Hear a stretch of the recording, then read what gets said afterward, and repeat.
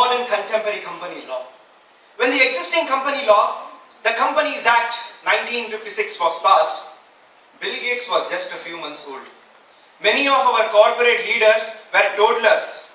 Sachin Pilot, the corporate affairs minister, was not even born. A very good evening to all not present here. I am Kartik doing my articleship from Pankaj Parekh and Company Thane, and today I am here to speak on the topic, the Companies Bill 2012, significant changes in the financial reporting requirements. Dear friends, when the topics were framed for this event, it was just a Company Bill 2012. But as of today, it has now become the law of the land after receiving the assent of the Honorable President of India. It is now the Companies Act 2013. So let's have a look upon the significant changes in the financial reporting requirements. Friends, no matter how much ever heavy the accounting standards lectures are for us, we need to be attentive and regular henceforth, because the Act prescribes to comply with the accounting standards as prescribed by the Institute of Chartered Accountants of India and in consultation with the National Financial Reporting Authority. Section 132 talks about constitution of National Financial Reporting Authority, which can recommend the central government in laying down the accounting and auditing principle, overseeing the quality of service by a professional, and performing such other functions as prescribed. There is also a need for preparation of consolidated financial statements of a company and all subsidiaries in the same form and manner as if its own stand-alone financial statement. Such a consolidated financial statement is required to be laid before the annual general meeting of a company. Friends, with the Indian cinema celebrating its 100 years, we have achieved one more milestone. 100 years ago, we had the Indian Companies Act 1913, and today we are having the Companies Act 2013. Talking about the accounting for amalgamation and code schemes, the Act has a similar rule as prescribed for SEBI for listed companies, wherein the auditor needs to certify that the accounting prescribed in the scheme is in accordance with the accounting standards. Thus, such a certificate, which was earlier required only for listed companies, has now been extended to all companies. There is a need for an extract of the annual return which covers all matters such as shareholding pattern, details of promoters, and remuneration to directors. For listed companies and other public companies of prescribed class, a statement is required indicating the manner in which the formal annual evaluation has been made by its board of its own performance and of its committees and individual directors. Revised Schedule 6 to continue the way it is. Depreciation on fixed assets. Friends, now you cannot have khane ke daat aur and dikhane ke aur. Think before you estimate the useful life of the asset, because if the useful life of the asset of a company is different from the useful life reported therein, you have to disclose a justification for the same. Uniform financial year. The Act now requires a uniform financial year, that is year ending 31st March for all companies. However, the tribunal would allow a holding company or a subsidiary of a company incorporated outside India to adopt a different period as financial year if that period is required for the consolidation of financial statements. The Act now recognizes that the books of accounts, documents, registers, records and minutes can be maintained in electronic form also. A new provision has been inserted in the Companies Act 2013, which says that the company shall not reopen its books of accounts and shall not recast its financial statement unless an application in this regard is made by the central government, by the income tax authorities, by SEBI or any other statutory authority or body. Let's hope that they remain closed only.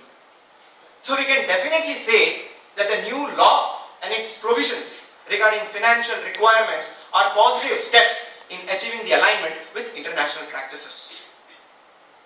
Friends, another point that I would like to highlight regarding financial reporting of shareholders' fund, authorized, subscribed and paid up share capital of a company to be mentioned in all notices, advertisement and other official publications. A company of a prescribed class cannot utilize its securities premium for issuing or fully paid up preference shares as bonus shares and cannot utilize it for the writing off of the preliminary expenses of a company. So, we had a look upon the changes in the financial requirements from the accounting point of view. Now let's have a look from the audit point of view. When we are talking about the changes in the financial reporting, how can we forget the key person who reported? This is the first time in the history of the company law in India that the auditors will be subjected to rotation after a certain specified years, that is, an auditor for 5 consecutive years and an audit firm for 2 terms of such 5 consecutive years. This provision has been inserted so as to reduce the malpractices. But on the other hand, the issues relating to the rotation of the auditors are debatable for its efficacy and efficiency. It dealings a longer relationship between the auditor and the auditee, and it would require more time for the new auditor to understand the business units and its industry practices. As C.A. Sailesh Haribhakti has rightly mentioned in his recent articles in Economic Times, if we take clue from the multi-million-dollar world-class settlements across the globe, the collateral cost and the compensation would be so exorbitant that it would easily make an audit firm and its partners go bankrupt. If these provisions are implemented, a number of audit firms have to shut down their practices. And this would in turn polarize auditing in firms in favor of those big firms with money power which can shoulder such burdens. Even the rules have not yet been made and the size of the act has been reduced, raising question upon its clarity. Dear friends, even if you are planning to start with your own firm, though the percentage of the COP obtainers are reducing these days and can't say about the future after looking into such provisions of the act, think before you sign. Because if an auditor, while reporting the financial requirements, contravenes any provision, he shall be punishable with a fine of not less than 25,000 to 5 lakhs. And if it is done knowingly, then 1 lakh to 25 lakhs and an imprisonment up to 1 year. On this, I would just like to say, auditor जब करेगा audit report पर अपना sign, auditor जब करेगा audit report पर अपना sign, भगवान से केवल यही प्रार्थना होगी कि हमें ना भरनी पड़े कोई फाइन। दोस्तों, साइन करने से पहले चेक कर लो अपनी कुंडली और राहु काल, क्योंकि कल को इनकम टैक्स डिपार्टमेंट ना उठाए आप पर कोई सवाल।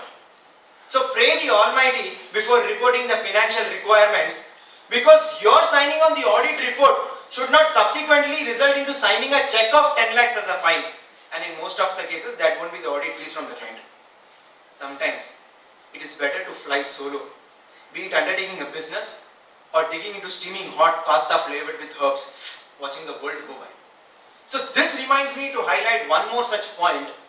Like the Nagarjuna super hit movie One Man Army, we have one more such concept as one person company.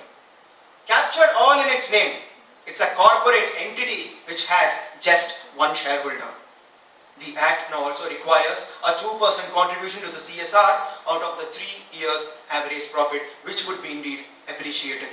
Thus, I would like to conclude by saying that the company law of a country is the epitome of the economic growth, as Charles Darwin has rightly said. It's not the strongest species who survive, nor the most intelligent, but the one most responsive to changes. So let's take these changes in the financial reporting positively so as to create a strong corporate environment and make India an attractive and safe investment destination. Thank you and have a nice day.